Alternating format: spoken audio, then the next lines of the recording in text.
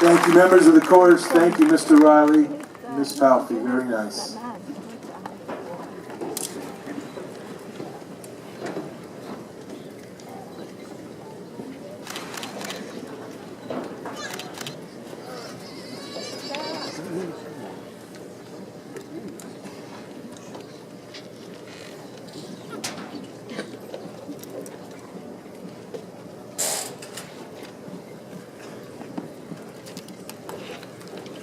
To deliver his remarks, class salutatorian Connor Brian Kosolansky.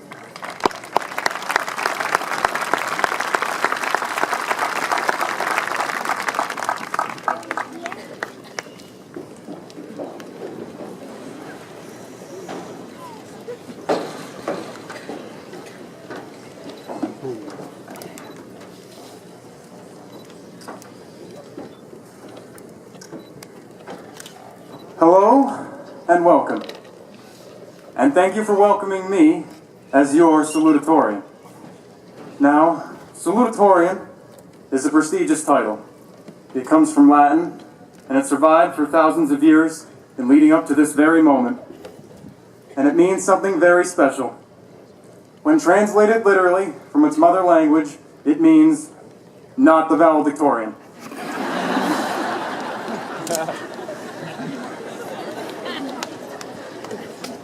And it reminds me very much of a moment from my mother's childhood in which her mother told her, "Oh, you're pretty, dear, but your sister is beautiful."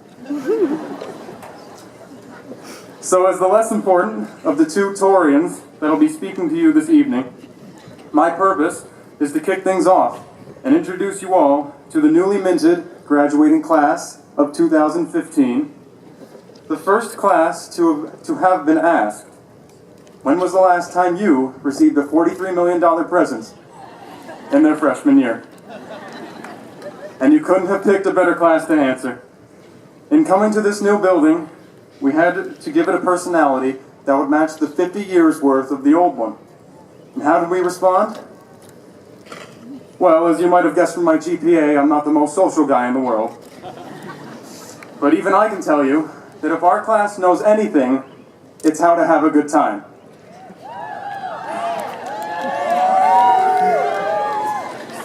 Yeah, they know. The thing is, as I was writing this speech, I had two big concerns. The first was, how lazily can I pad out my running time? And you're listening to the result. But the second was, how do I convey my class's character? Because that's the best thing about us. I thought maybe I could tell you about how we resurrected D-Nation and made every game an event in which the best student section in the area mercilessly insulted the other team. Or I could describe how we heckled and prank called the teachers, but never failed to listen to them. Or how we blasted soul music in closets and cafeterias. How we staged tailgates in the parking lot and cookouts just a bit beyond. Alternatively, I could provide you with my own context for these experiences. I could tell you about the time I stormed to Lehman's Field in a morph suit that left me totally unable to see anything going on in the game.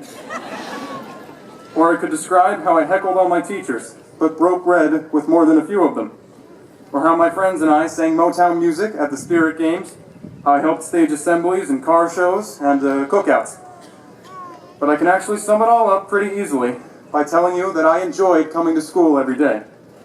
Even on the days when I found the previous night's half hour of sleep rather unfulfilling, I knew I was going to feel unfulfilled around people I liked and respected.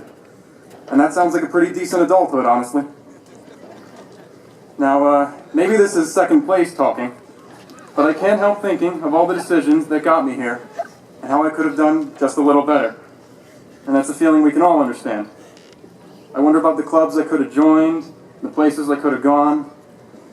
There are a lot of people I wish I'd hung out with a little more, and a few people I wish I'd hung out with a little less. It can be hard not to question your decision-making as you crank out your salutatorian speech shirtless at 1 in the morning. But we all make choices, and in the end, our choices make us. And luckily, high school's not the end of our choices. Singer-songwriter Billy Joel once wrote, You'll learn more from your accidents than anything you could ever learn in school. He also wrote Uptown Girl, though, so I don't know if I should give him that much credit. The point is, we all came into this building without much of an idea of who we were or what choices we have to make. And we still don't quite know, but we've come a long way through our time together. Now, some may liken this to seeds twisting in the wind, looking for a place to settle down and blossom, but I don't like that metaphor. We don't need external forces to decide our fates for us like a bunch of helpless pansies. The flower. No, the class of 2015 is going to achieve greatness through the strength of will and through tireless dedication, just as we've always done. In this regard, it's closer to say that we all have our own little rundown barns, neglected and rotting on the side of some country road, already beaten down by the world.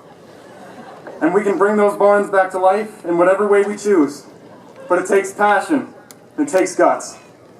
It takes working all through the winter, paying dues, fighting bees, setting up furniture, piping, a bar, a chalkboard, whatever you want, on the off chance that one day it'll hold something special, something you can call your own, something that might prove you're as beautiful as your sister. Or maybe it'll just hold something warm.